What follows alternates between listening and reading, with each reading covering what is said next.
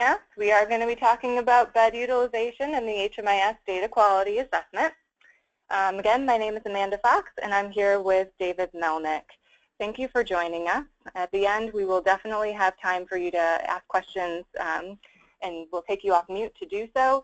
In the meantime, while we're going through the materials, we will ask you just to use that question function so that you can let us know if you have questions or things you'd like us to discuss further while we're talking about different areas of the presentation.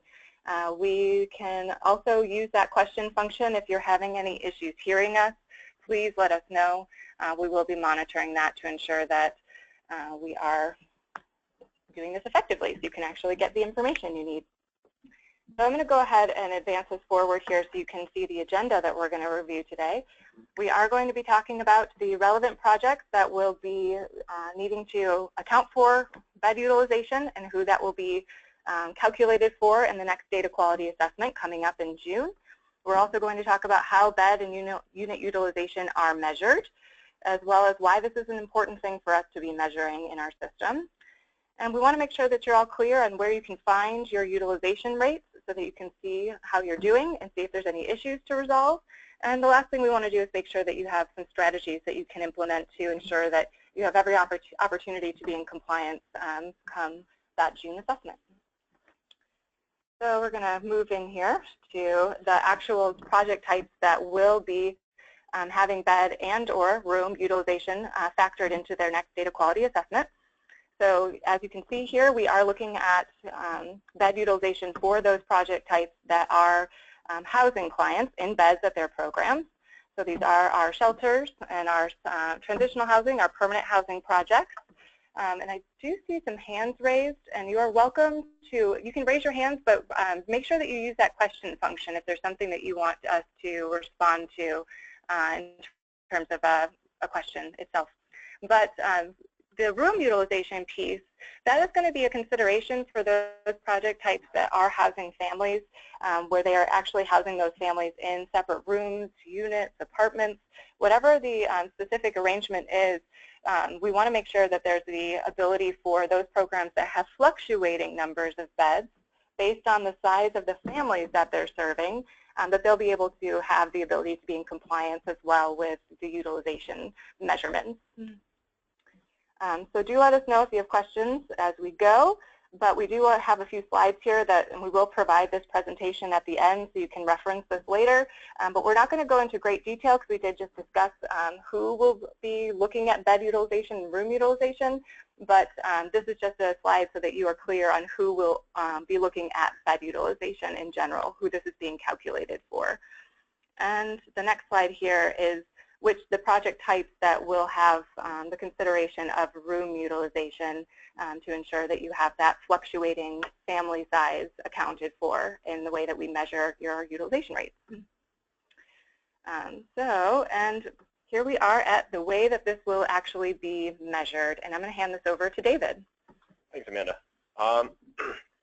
For that second list of project types, the room utilization isn't going to show up on the report. And this is largely because these are the project types that generally serve families in rooms. And other ones are gonna see a room utilization rate that is way out of whack and it doesn't really reflect what's going on in your program. So these are the project types that room utilization is going to show up for, so that they can be properly graded for this factor. So bed utilization is going to compare the number of clients that are enrolled in the project on, for this upcoming data quality assessment, it's going to be those who were enrolled on the 27th of April. And it's going to compare that to the number of beds that are in the unit list. It's going to divide those two numbers and get a percentage. For room utilization, we're going to be looking at the number of households divided by the number of rooms. So for the number of households, that's distinct families. That's not individuals. And we're trying to figure out how many families you have and compare that against the number of slots that you have for families within your project. So now we just like to emphasize why this is important at all. And the first thing is the system performance measures. So those of you who were at the ATA meeting yesterday, or sorry, on Wednesday, saw there was, there's this data dashboard that we release every quarter, and it's very helpful to have the correct data in HMIS in order to properly show that data. So one particular slide that's affected by this type of data was the length of time homeless, because we're looking at how long clients were enrolled in projects, and if these clients aren't exited from projects, then we get data that's way out of whack. This is also important for the AHAR, which is something we do at All Chicago, because we're looking that asks about our utilization rates, and APRs, both for your individual projects and for our APR from All Chicago, because that's definitely very interested in the utilization rates. And the last thing is, as we move closer to coordinated entry, we want to know how many slots are available at your project, and how many slots are actually available on a given night at your project, because that's going to help us determine where clients can go. I'm going to jump in as well regarding that AHAR piece. That's particularly important, and a lot of you may already have some of that context from our ATA meetings. But generally, the way the AHAR works is it's looking at all of our clients in our system and looking at how many people we're housing and how much available housing we have. So definitely utilization is a direct piece of that, so that we are ensuring with good utilization rates that we are reflecting to the federal government that we are actually utilizing the housing we have and effectively housing the clients that are homeless in our system.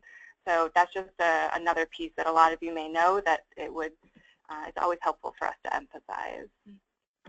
So keep moving forward here.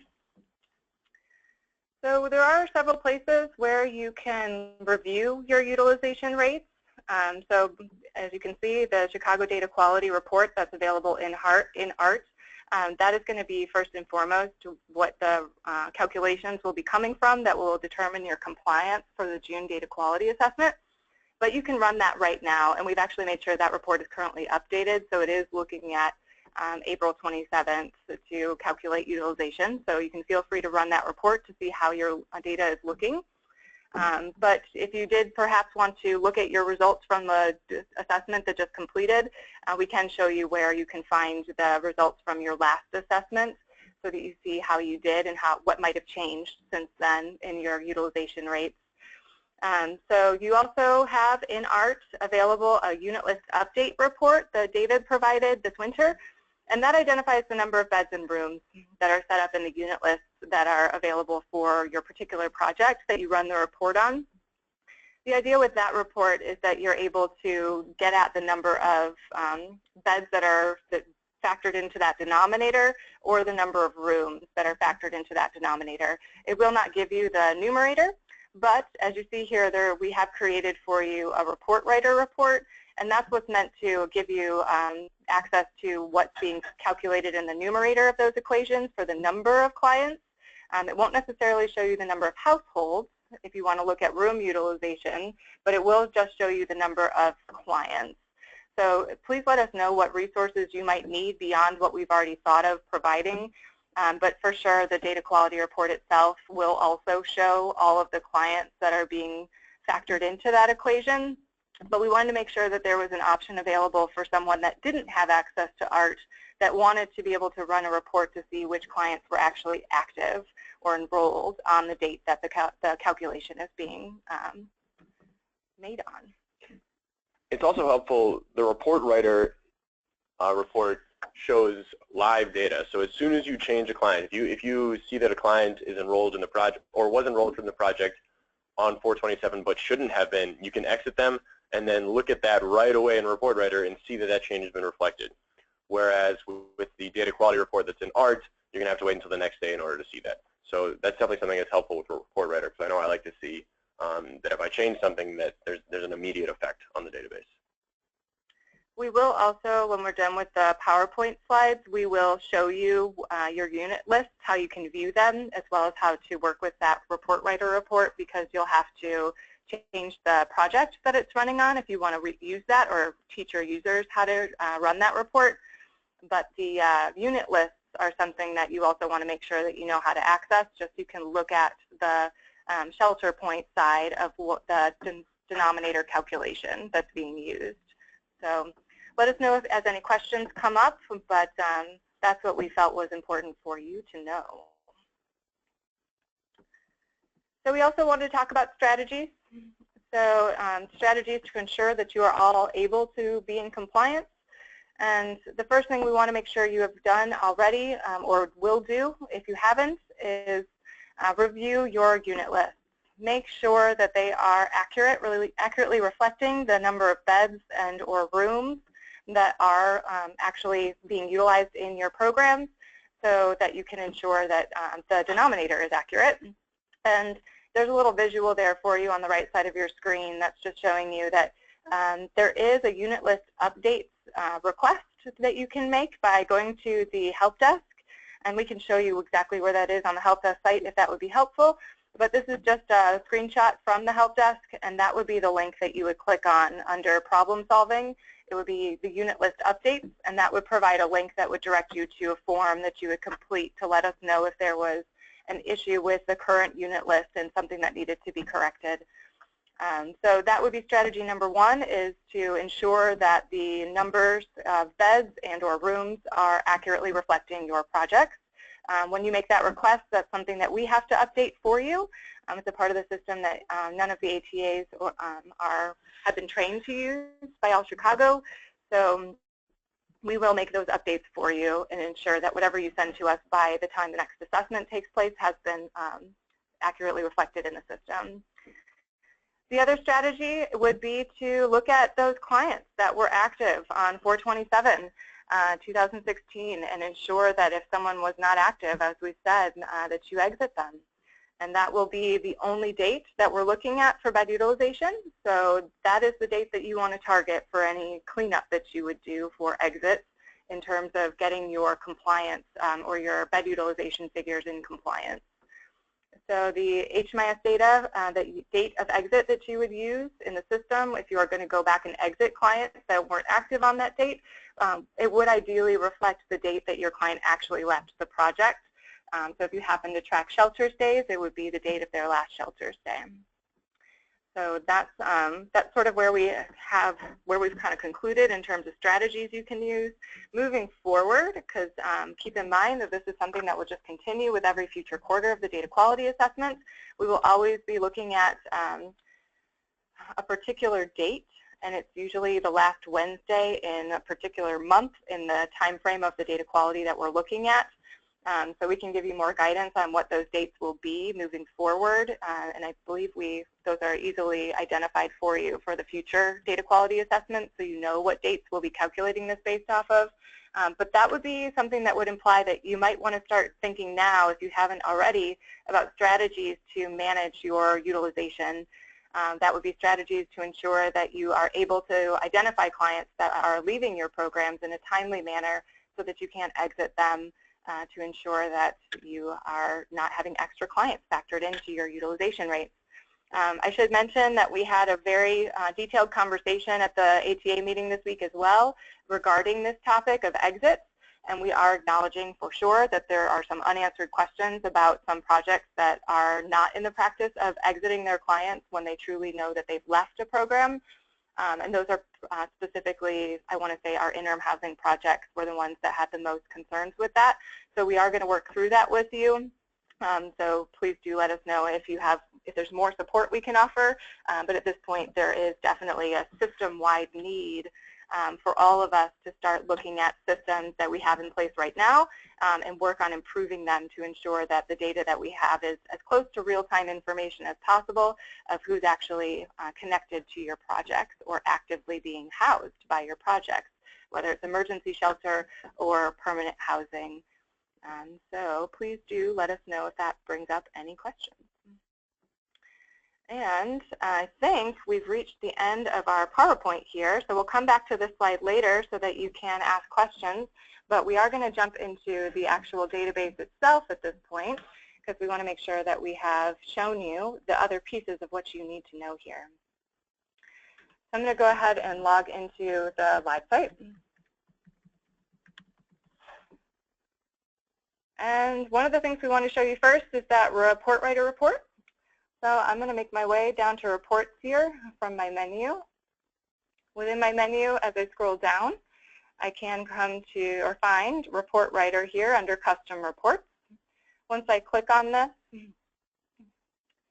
you are actually directed straight to the page where we've set up the particular report that we were just describing, the bed utilization on 4/27/2016. The way that report writer works is there's all these letters at the top of the screen that would take you to those parts of the menu of the different reports that are in here. We'll leave it on the B's for right now because it stays wherever we leave it, but you can go back to the A's if you had a report in there or elsewhere. Once you come to this report, what you would do is use this magnifying glass, and we're all going to be sharing this report. This is just something that All Chicago built, as you can see here, and we're going to show you how to manipulate it to make it reflect the data from your project. But this report, you just want to make sure you don't delete it, or if it does happen to get deleted, just let us know. But I actually think none of you would be able to delete it because we set it up. So you shouldn't even see that button as an option. But I'll go into view it through the magnifying glass. Once I do that, it's helpful to note that report writer doesn't allow you to save your changes. So that report will always be as it is.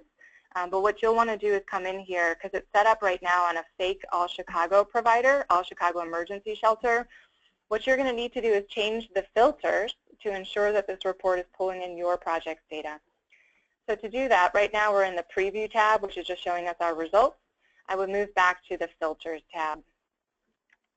From the Filters tab, what you can see is the filters that we've set up for this report. And where you would focus is towards the bottom for the actual filter that's set for provider.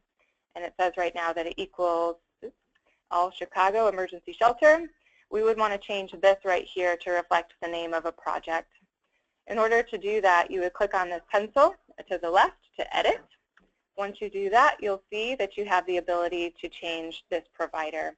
For you all, this will most likely be a drop-down list and not a search function.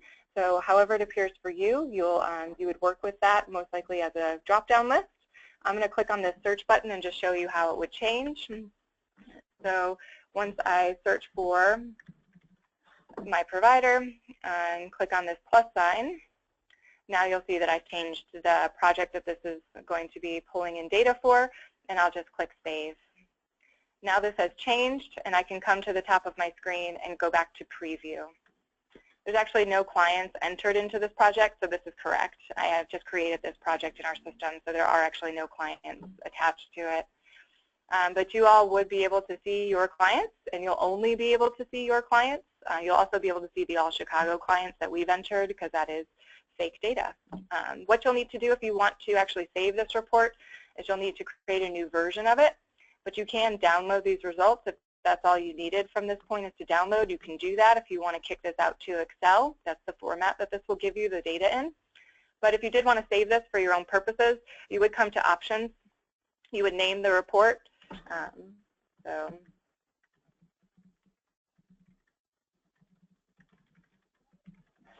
And then I would save report and exit.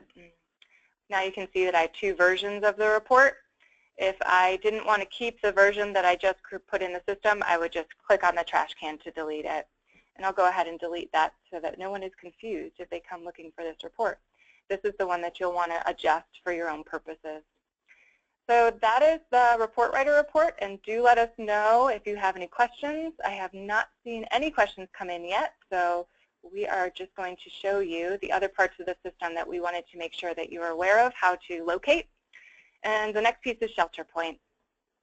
So I'm going to click on Shelter Point, and the reason I'm coming here is to be able to view my unit list so I know what's set up already for my project. Keep in mind there is that ART report that you can run that will also show you the number of beds and the number of rooms set up in these unit lists. But let's show you what it looks like when you look at it through Shelter Point. Again, this is a search function that only we have to use. You all will see a drop-down list for provider here. but I'm going to go ahead and use this unit list drop-down to show you this emergency shelter unit list. This is going to be an example of what it looks like when all of your beds are in one room. So this would be emergency shelters, interim housing, the projects that we are only looking at bed utilization for, because all of your clients may very well be in one room. So if I click Submit at this point, I get my shelter points menu or dashboard, and I'm going to click on View All. So this is an image of my unit list, and what I'm looking at right here is a few clients, a few test clients that are connected to beds. But what I can see in the structure of this is that there is a floor, a room, and bed numbers. So the floor is all the same in this case. The rooms are all the same in this case. So what we're seeing is that all of these clients are set up to be in one room. There are different numbers for all of the beds, and it goes down as far as my beds are set up to go. So as we keep going here, there are quite a few beds, and there will always be an overflow bed listed, but only the numbered beds that you see here are actually considered, traditionally would be considered for your utilization rate figure. So right now, if your unit list is set up like this, and you actually do have separate rooms for different clients, then your room utilization is going to be way out of whack, because you're only showing one room, but there are going to be a bunch of different families who are in that room. So if you have 15 families, you're going to have 1,500% in that one room, or 1,500% utilization. So if you do have multiple rooms, make sure your unit list is set up that way, because it won't be able to properly calculate your room utilization if everybody is in one room. We're going to try to slowly go back to the top here without making everyone dizzy.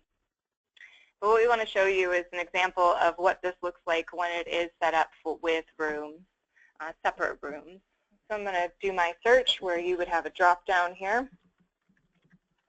And we'll show you our example for PSH type projects of what might be the setup. Oops.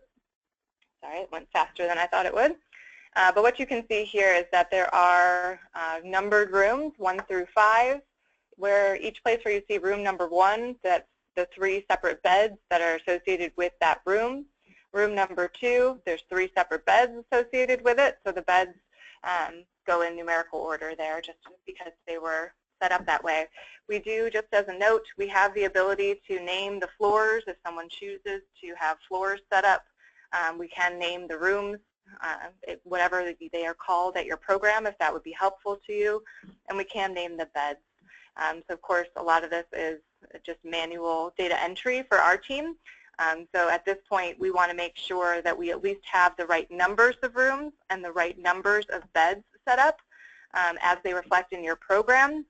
But as we keep moving forward, we're going to keep working to get closer and closer to a realistic image of how your program is laid out. We may not get to that for the June assessment, but we are working towards that. And when I say we may not get to it for the June assessment, I'm not saying that it's going to affect your utilization rates or your compliance, because we have ways of managing this, and our end goal is to actually get to a reflection of reality. But there are several steps for us to take between now and then.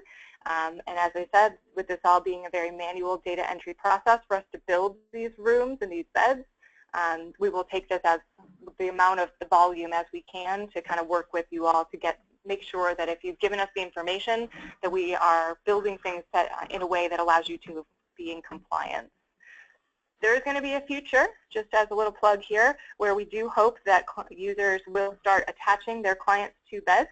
That's going to be a component of coordinated entry that we will start in some point in the future, not right now, but there will be a future where users will be expected to actually put their clients into beds who are residing at your programs, so that we actually know how many open beds there are in our system.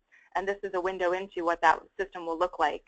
And there is a question, so we're going to jump over to those questions and see where we can help answer things. And Nikki is asking if apartments are considered as rooms. So there are There's a lot of different types of housing programs in our system. So I'll answer that in a more general way to explain that we are looking at apartments based on how you view them as living quarters for your clients. So if an apartment is looked at as one entire apartment, if it's looked at as housing in a unit for one family, one individual family, then yes, that would be considered a room. If that apartment has 3 bedrooms in it and it is being used to house 3 separate households or 3 separate families, then we would look at that apartment as 3 rooms. So it's really talking about the separation of your households. And so it depends on how you look at your apartments, if that's what you're using for your housing, and that will inform how you'll fill out any of those forms that we just mentioned earlier, that you can fill out a form to request that we make changes to your unit list.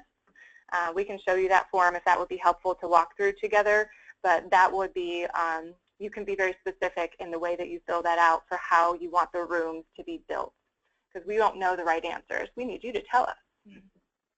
If you have a follow-up question, please do type that in for us, Nikki, but hopefully I answered your question, at least in general. So this would be a great time for anyone else to ask questions. We do have a full hour, and we've only gone through half of that time. And I think we've gone through most of what we wanted to cover. I'm sure David has more he might want to add, but we want to hear from you all as well. We can certainly take people off mute if this would be a time where you would be interested in asking a question. I'd be happy to take people off mute that are connected to their phone or through speakers and a microphone on their computer.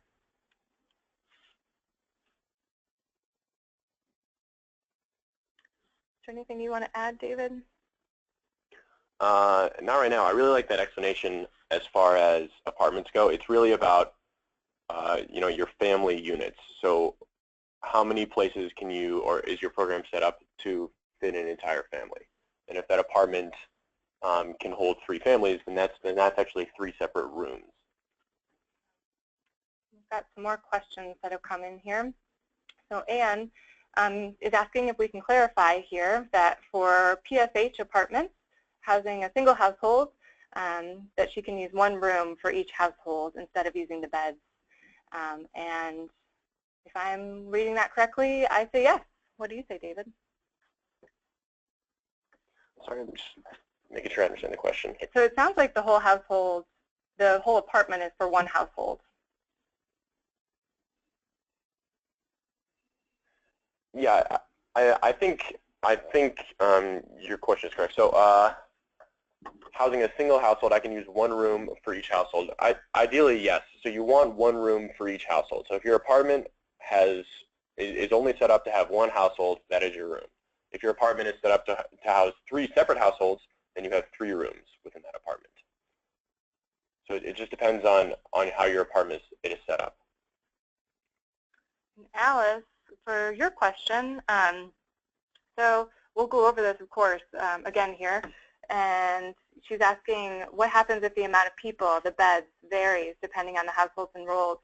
So what we have done just with this past assessment, we implemented a new measure of utilization, and that measure was rooms.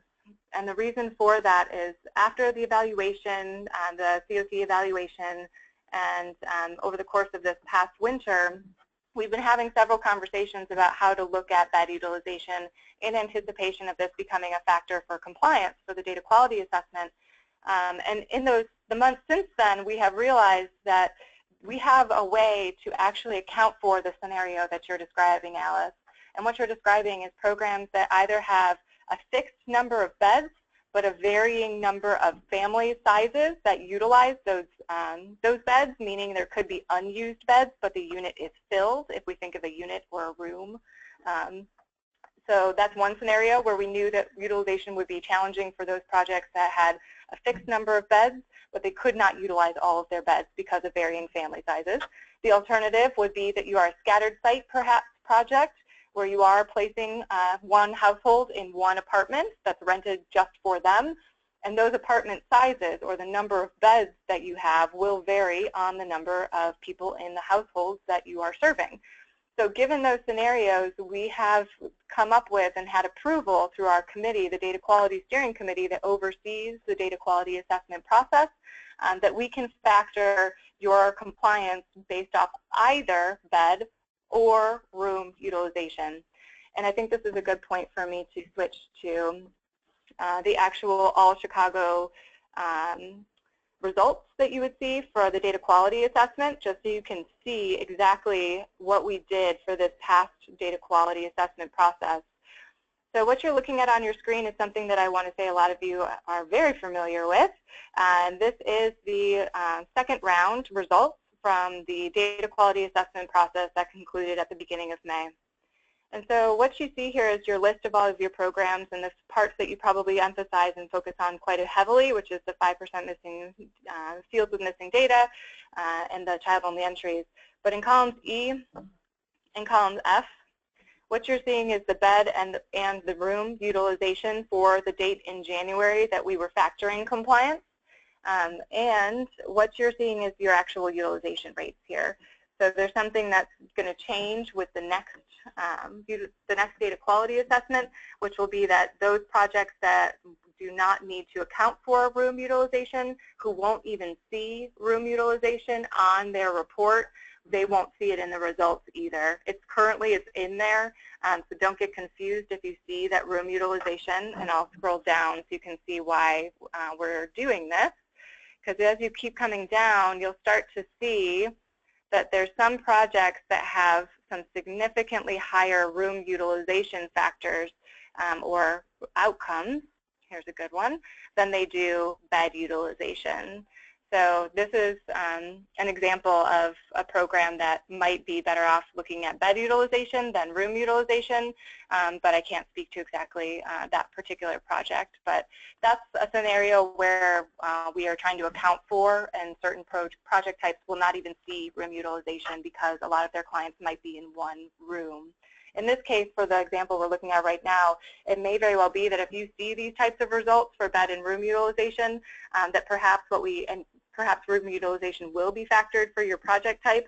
We may need to actually restructure your unit list to ensure that those clients are actually broken out by the rooms that they actually have beds in. And we do have another question here.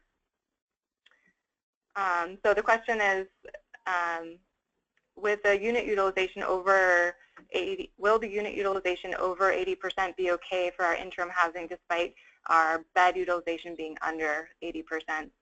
So in the PowerPoint, we showed that for interim housing, you guys wouldn't see the room utilization, and we wouldn't look at room utilization. And that was kind of a blanket statement. We understand with interim housing, it is my understanding that there are a lot of projects, or at least most of the interim housing projects, are ones where there's sort of a communal living situation where you don't have a distinct room set up for each household.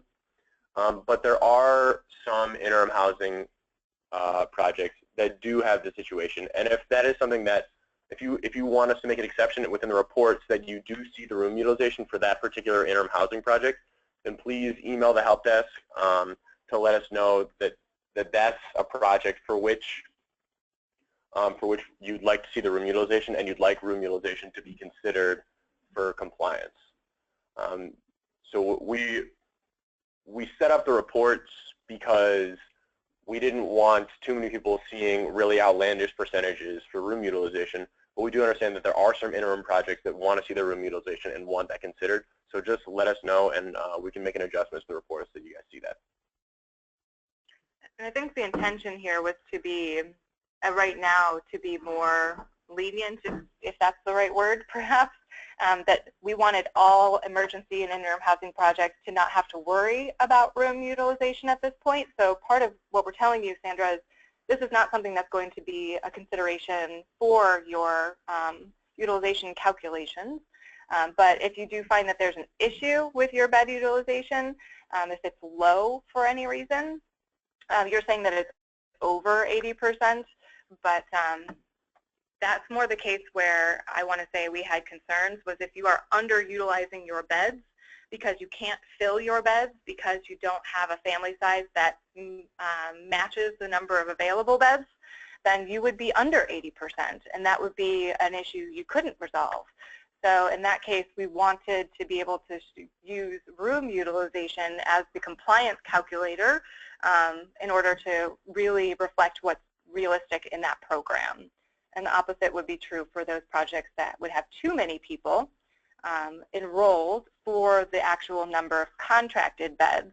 Because one of the things that we haven't necessarily emphasized that we should is that within the unit list here, if I go back for a second, we want to make sure that we are actually reflecting what you're contracted to serve, which for some of you it's a little more challenging than others to speak to what your contract number is, and we acknowledge that. But we're trying to work with everyone where they are right now. And my point here is that speaking to where everyone is right now, this is brand new. So with this being brand new, we want to make sure that everyone has the best opportunity they can to comply with this new expectation. So as we keep moving forward, as I said, we want to keep working towards better reflections of what's realistic in your programs, but we have to start somewhere. So where we're starting is with our best available, based on the best available information, this is sort of what we've come up with. And great, I'm glad, Sandra. Please do reach out to us. And any of you that feel as though your project might not fit exactly into the way that we've described how we're going to look at this, please do reach out, because we want to make sure that we have this conversation well in advance of that assessment starting in June. Do you have the dates handy, David, of when the June assessment will start? So maybe not. I do not. So okay. I'm probably going to be sending out an email in the first week of June, and then the first deadline will probably be close to the middle or the end of June, with the second deadline at the beginning of July. What we will do is send out after this webinar, as we are recording it, we will send out a link to the recording. We will provide the PowerPoint presentation if that's helpful, and we can answer any follow-up questions that come up through these questions. One of them perhaps being when the data quality assessment process will start. If we have that information already, we'll share it.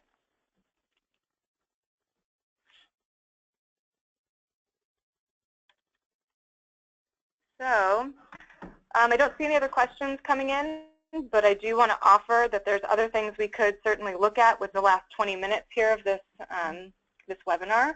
We can show you the actual form if that would be helpful. Let us know if it is. There is a hand raised, so I'm going to see who's raising their hand here. And we'll do our best to get you off mute.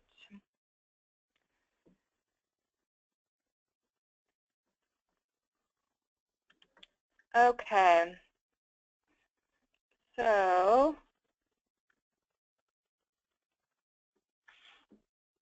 I don't see the hand anymore. Would anyone like to be taken off mute to ask a question or make a comment?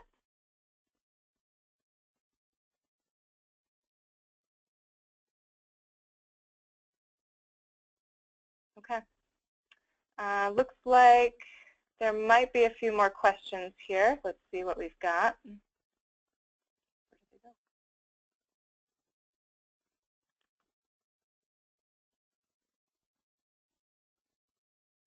Somehow I lost my questions. Forgive us for a second here while we try to find those. Ah, there they are.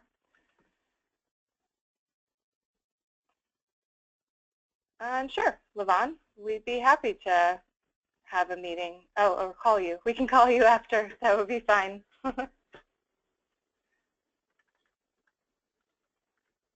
Okay. If anyone would like us to review the form, let us know, because I don't want to spend our time on something that wouldn't be helpful to you, but we would like to hear from you. If there's other things that we can clarify or review, this is the right time for that.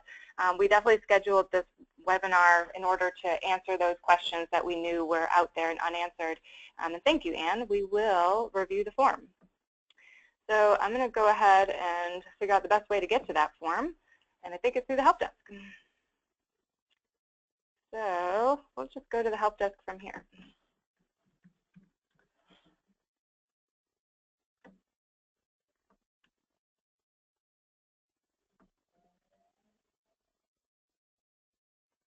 Okay, so that's our actual tickets in the help desk. That's not what you guys wanted to see.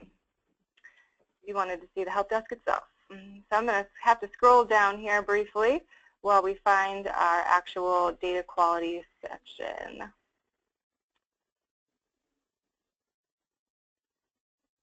Okay, so as you can see, it's a little bit far down here. It is under our data issues. Here we go.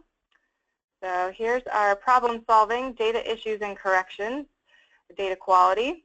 Keep in mind there is a data quality webinar in there that David and I offered a couple months ago. I'm going to go ahead and click on unit list updates. From here, we are going to click on this unit list form. And this is directing us to a form in Google Docs. There's quite a bit of text at the top here, and I don't know if you want to talk about that at all, David, but we can certainly show you the questions themselves. Do you think that's worth explaining? I think there is one part in here that is kind of helpful because we have gotten some questions about it. We really wanted to work on definitions, and this room definition right here, I think is one that is worth reviewing. So it refers to a family unit, which could be an apartment or a single occupancy room, or however you guys do it at your particular program. But it refers to a family unit, a place to put one single family. So that's, I think, the most important. I mean, there are some directions within there, but I think that's probably the most important part as far as directions for completing the form. Great. I'm going to check here for a quick question. I think that's in here. A couple of questions, actually.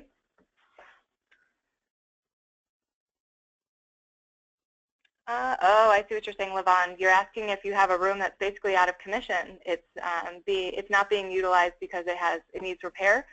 Do we count that bed in our unit list? So we actually haven't addressed that particular concern of beds that are not currently being utilized, but that it sounds as if you're saying, Levon, that you're contracted to have that bed. It's in one of your list of contracted beds, if you will, but that you're not able to utilize it. And that's actually a fairly particular scenario that we have definitely not had a way to address in the data quality assessment itself, except to say that scenarios like this are exactly why there is a range, right? So if it's one bed or room that's not being utilized for actually housing, the idea would hopefully be that you might still be within the threshold, whether it's at 80% or that 105%. That the idea is that you're not necessarily always hitting 100%, but that things will fluctuate because we are looking at just one day in a whole quarter for your utilization. So on that particular day, you might have had legitimately a few open beds, and in that case, that's why you have the range that you do. So anything within the range for your particular program type is acceptable, and that's a very good reason for why we have the range. And Steve, we're looking at your question as well, and you're welcome, Levon. Okay, you're not seeing the bed utilization in ART. So we can also look at ART after we take a quick look here at this form. We'll go to ART to show you those the report that David had built this winter for reviewing the bed and unit numbers. Keep the questions coming if anyone has more, because they're definitely helping us drive the last few minutes here of the webinar. So we'll just kind of scroll through this so you can see and ask questions or just get an idea of how you might fill this in. And this is David's form, so perhaps I should let you explain it. Sure. So we can just go through this briefly. I know there are going to be some more questions coming up. So this first part, this is the name of the ATA completing the form. This is so that if we have questions about the form, then we know who to talk to.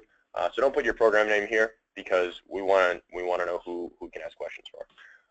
This right here is the HMIS provider ID. You know, if we know who the ATA is, that doesn't tell us exactly which program these unit lists are going into. So make sure to provide us with the ID so we know exactly. We don't have to do too much back and forth as far as clarification. So now this question, question 3, is basically, you know, the intro into this. We say if all the unit lists are correct, then you say yes. If not, then you say no. I expect people are, when we first created this form, it was something we wanted everybody to fill out just to check their unit lists, and now this is more just for just for people altering their unit list, so I expect everyone's going to say no here. I think there's still, just by the way, I think there's still some historical unit lists out there. Here and there, people are noticing that their bed numbers are extremely high, meaning they have like twice the number of beds that they should have being calculated for utilization. In that case, there could be an extra unit list still. Some of you may not have noticed that yet, and if that's the case, this would be the perfect way to ask us to get it out of there. So now we have some options here. If you want to update or if you want to change a unit list, you can update a current list. You can delete a current list, which is kind of what Amanda was getting at there. If you've got a unit list that's like a test unit list or something like that, that's probably one you want to get rid of. Or you can entirely add a new one. Now, if you're updating an existing list, we need to make sure we know exactly which one you want to update. So there are a lot of times there are unit lists that have very similar names. So use the exact one that you see in the report that's in ART that we're going to look at towards the end. Same thing here. If you want to delete one, we don't want to delete one, by accident. We want to make sure we know exactly which unit list we want to delete. So type in the name exactly as it shows up. Same thing with updating a new one. So we need to know the unit list type. This is something that is required with ShelterPoint. You have to decide from these options. These aren't negotiable as is or as it's set up right now. So pick whichever one most accurately reflects your project situation. And if you have a project that serves more than what we have here, so if you've got a distinct family section and a distinct men section, then that's a situation where you want to create two separate unit lists. You want to create a unit list for the family section and a unit list for the men's section. So that is a possibility if you have a project that's set up like this. And for those of you that are thinking it, we do acknowledge that we're repurposing ShelterPoint for something it was perhaps, in your view, not intended for. Not all of you are emergency shelters. Those are words and terminology that are just a nature of ShelterPoint. So that is not to be confusing. It's just the way the system is built. So this next one is asking how many rooms. And this is, when we say rooms, this is rooms as we defined it at the beginning and as we've been talking about it. So if you've got SROs, or if you've got an apartment that only houses one family, it's basically saying how many spaces for a family do you have for this unit list. So if you can house 12 families, and some of them are in an apartment, some of them are in SROs, or however you want to, however this is structured, we're wondering how many families can you fit in or can fit in this unit list. And this is just a number. Then the next section, how many beds are in each room. This section gives you sort of an option to type in a little bit more and give us kind of a paragraph response. So if you want to tell us exactly how many beds are in each room, so if you've got 3 rooms with 3 beds, and then a couple rooms with 4 beds, and then 1 room with 5 beds, you can tell us that here. If you've got 50 SROs, then tell us that here. You say we've got 50 rooms, every single one of them has 1 bed, and anything in between. So that's where you give us this information for how many beds are in each room. And we know that sometimes it's a lot, and it's just 1 bed in each room, and sometimes you've got these varying apartments where in some apartments you can house 3 people, and some you can house 12 people. But this is where you tell us that information. There's a good little example at the bottom there that's meant to just guide you on how you could fill in that field for your answer. So if you have particular names that you want to use for those rooms, that would be completely fine, as those are all edited or manually filled in fields by us. So if you don't provide the names of the rooms, if you just tell us that you have 5 rooms and there's 5 beds in each room, you'll probably see an example like the one that we showed where it's room 1, room 2, room 3, room 4, room 5. So that's, again, something we'll keep working towards as a reflection of reality. But for right now, it's sufficient to just have the number of rooms and the number of beds in those rooms. And we'll keep working on it as we go. And I think, was that the end of that? Because we do have a question. Or is there more? Yeah, and if you have any questions as far as the number of beds within each room and all that stuff, always kind of lean back on what you're granted to have. So kind of to go back to Levon's question about the room that was out of commission for whatever reason, you always want to lean back on what your grant says. And if your grant says that you have this many rooms and this many beds, or if your grant is a little fuzzy on the exact number of beds, then give us whatever is closest to the truth. Whatever is closest to the truth and can be put in this format. And I think, Alice, you just asked a great question because that's going to help us reiterate here. The question is, for beds, what happens for those fluctuating sized families that are being served in PSH units, perhaps where we're doing scattered site housing, where every time you have a new family that moves into the project, you have a new number of beds because the family sizes differ. This is exactly the point that we're making with why room utilization is going to be available. So for you, Alice, in that case, what you're going to want to do is focus on room utilization as opposed to the bed utilization, because for your project, it will be a constantly moving target, right? We're always going to have a differing number of beds based on those family sizes. So in that case, we are going to discount, if you will. We're not going to take into consideration the bed utilization if your room utilization is in compliance. So truly the way it's going to break down is if we see your bed utilization is 200%, but your room utilization is spot on, we're going to say you're in compliance come June. Does that help? I'm hoping that helps. I hope that helps for everyone, and wonderful. Yes with an exclamation point, and thank you in all capitals. That is awesome. I'm glad that you're happy, which is what I'm taking from that, because that's why we're doing this. This has been an ongoing thing in our system for as long as I've been a part of the system, meaning as long as I've been working in homeless services in Chicago.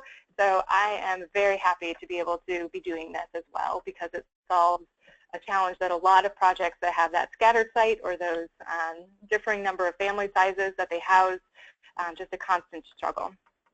And so another question here for Mandy was that you're only serving singles.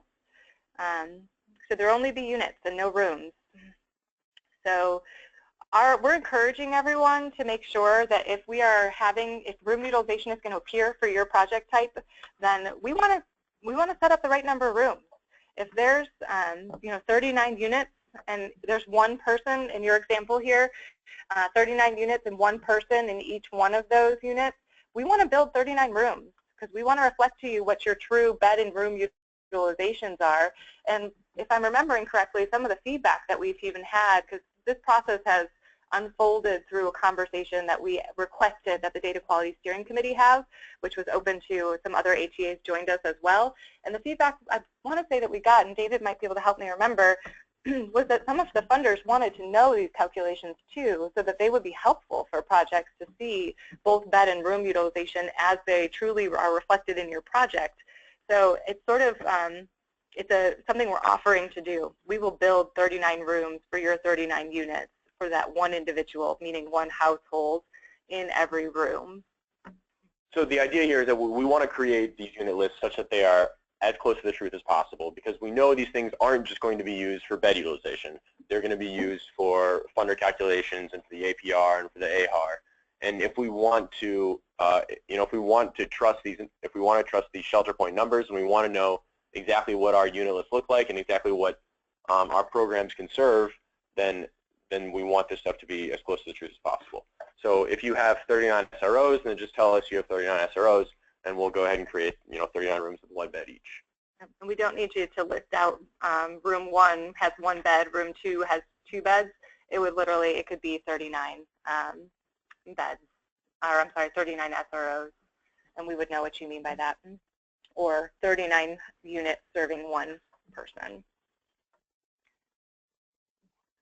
So I'm going to jump back to service points. So for our last couple minutes here, we will go make sure that everyone knows how to find those ART reports. So the only report that's going to directly give you your bed utilization is going to be the data quality report, because that's going to compare the number of people you have enrolled to the number of beds or the number of rooms in your unit list. And then the report and report writer, and then the second report in ART. So there's a report and report writer that will show you the number of clients, or it will show you the actual clients who are enrolled. And then the second report in report writer, or I'm sorry, the second report in ART will show you a little bit more detail on your unit list. The other cool thing about this unit list update report towards the bottom is that you can look at more than one project at once. So if you want to look at the unit list for all of your projects, you can enter all of your projects in as a parameter there and see all of them at once. So you don't have to run this one multiple times, once for each provider. You can plug in a bunch at once and then see all the information if you have if you have 20 projects or however many you have. So to do so, as David is describing, I can grab as many projects as I choose. I'm just holding down Control and clicking, and I can move those all over with my arrows. And now this report would run on all of those projects and show me what I need to know from my unit list. I can run this, but I believe there's not going to be any data. We can try, but I think there's not going to be any data for today, just because we're looking at fake data.